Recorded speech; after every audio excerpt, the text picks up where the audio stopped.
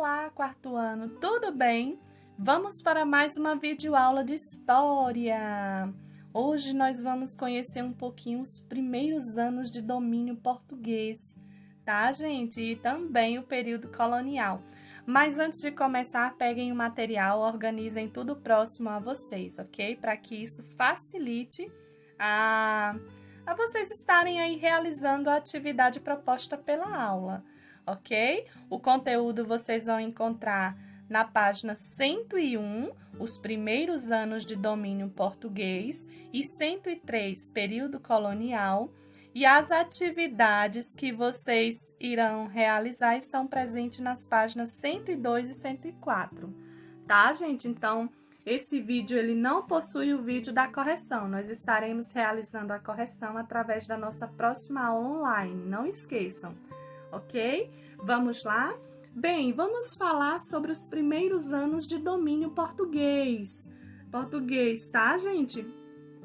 Então, esse período ele vai de quê? De 1500 até 1530 e ele é conhecido como um período pré-colonial. Os portugueses, por exemplo, que eram envolvidos com o comércio asiático, não tinham gente suficiente para iniciar um domínio aí efetivo do Brasil. Então, todos os contatos eram feitos na costa e eles negociavam aí a extração do pau-brasil com os indígenas, tá? Então, os indígenas estavam envolvidos nesse processo. A gente sabe que no período em que os portugueses chegaram aqui para estar explorando, eles sim precisaram de todo um contato, porque os índios eles tinham domínio, eles conheciam de fato o que os portugueses buscavam e houve uma relação entre eles aí, tá? Então, a partir de 1530, várias expedições mapearam aí a costa brasileira e aí, com tudo isso, estabeleceram o quê? Fortes, né? Feitorias, né? Que guardavam aí o território português de invasões francesas, tá, gente? Então, eles, de certa forma, lutavam para que essa invasão não acontecesse, porque eles queriam ser dominadores. E a gente sabe, gente, que nessa época foi muito importante a expedição comandada por Martim Afonso de Souza, né?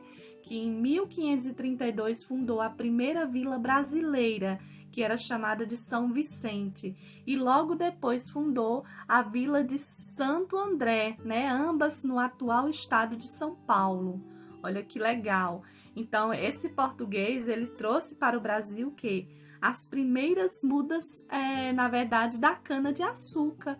E o cultivo, né? O cultivo dessa cana desenvolveu aí em toda a faixa do litoral, ok? Durante muitos anos houve uma grande disputa, né, com os franceses, mas após várias lutas, os portugueses conseguiram aí expulsá-los, tá, gente?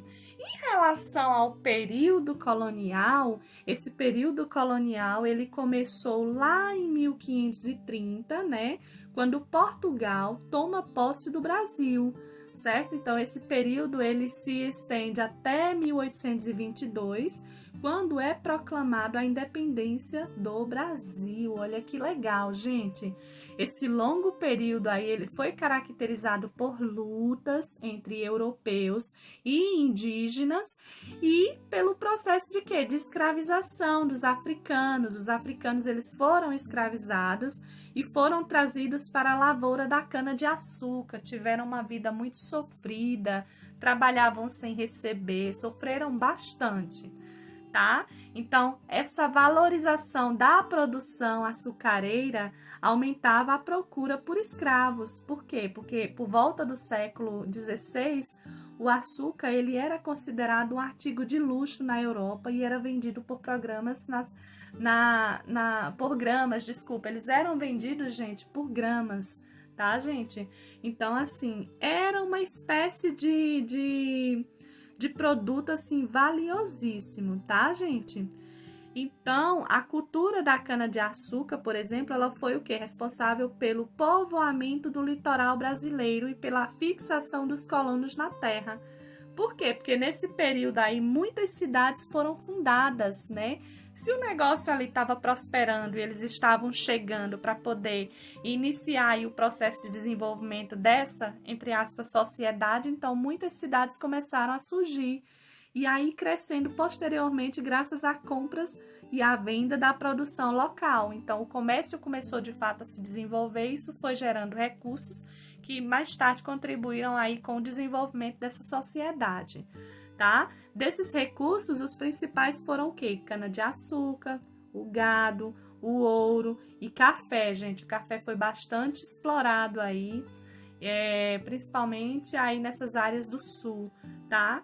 Então, o período colonial, ele foi o mais extenso da nossa história e foi nele que muitas revoltas aconteceram, devido à insatisfação com o domínio dos portugueses e à cobrança de impostos.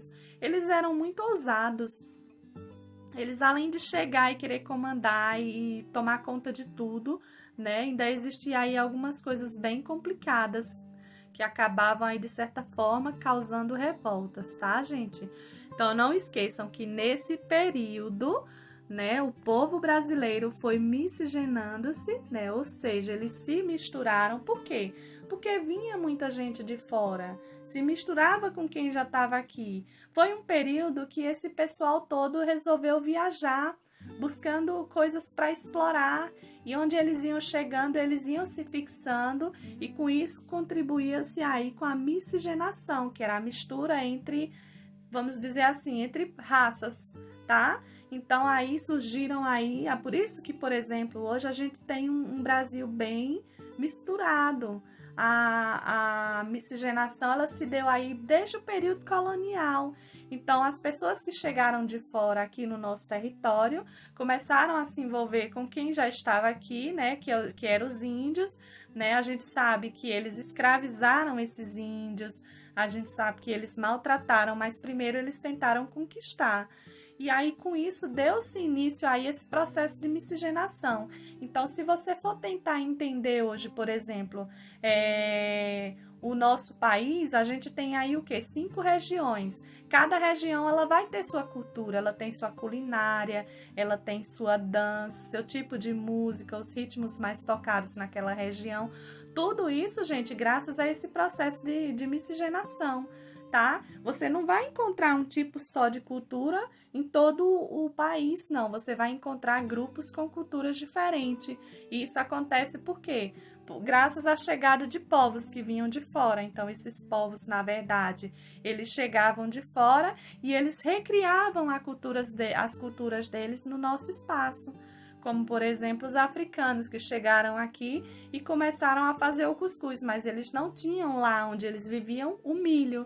Então, quando eles chegaram aqui, ao invés de usar o que eles utilizavam lá para fazer o cuscuz, eles começaram a fazer com milho. Então, eles recriaram a culinária deles nesse aspecto. E aí, começaram a fazer com milho e hoje a gente come o cuscuz com a massa de milho. Mas para os africanos, por exemplo, que trouxeram, eles utilizavam o quê? A semolina. Então, assim, eles recriavam-se não só na culinária, como também na dança, na sua forma de festejar, na sua forma de cultuar a religião, tá? Então, eles recriavam seus hábitos, sua forma de viver. E com isso, eles contribuíram aí com a formação da sociedade brasileira. Ok, gente, eu preciso que vocês realizem aí as páginas 102 e 104. Na próxima aula, a Pro estará realizando com vocês a correção dessas páginas. Não deixem de fazer a atividade, tirem a foto e mandem para a Pro, eu estarei aguardando. Ok, gente? A nossa aula de hoje vai ficando por aqui. Um super beijo para vocês e até a nossa próxima aula. Tchau!